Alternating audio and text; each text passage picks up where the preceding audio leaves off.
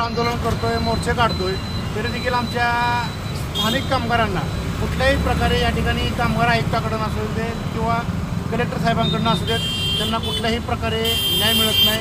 गेले 6 महिन्यापूर्वी आम्ही एक आंदोलन केलं, एक आक्रोश मोर्चा काढला होता। त्या मोर्चाच्या माध्यमातून आम्हाला कलेक्टर साहेबांनी सांगितलेलं कामावर, आयुक्तांना सांगितलेलं कामावर घ्या म्हणून, आयुक्तांना पण कामावर घेतलेलं। पण त्या ठिकाणी जे इथं स्थानिक लोक आहेत ते स्वतःच्या मनगटीच्या बळावर या कामगारांची एवढी गळचेपी करतात की त्यांना अक्षरशः कामावरही येऊन देत नाही, मारहाणाची धमकी देतात। आणि ही तर कामगार अक्षरशः रजिस्टर आहेत, रितसर आहेत, तरी देखील यांना काम मिळत नाही। जर काम केलं तर यांना 2-2, 3-3 महिने पगार मिळत नाही। म्हणजे असे एकदम चुकीच्या पद्धतीनं या कामगारांना वागणूक मिळते।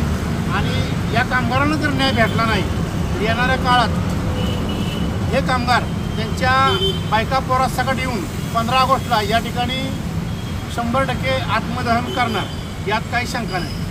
आणि आम्हाला न्याय मिळावा व कलेक्टर साहेबांची आम्हाला अशी विनंती आहे त्यांना की जोपर्यंत आमची मालक नोंद होत नाही तोपर्यंत गोडाऊन बंद करून टाकावी ही विनंती आहे।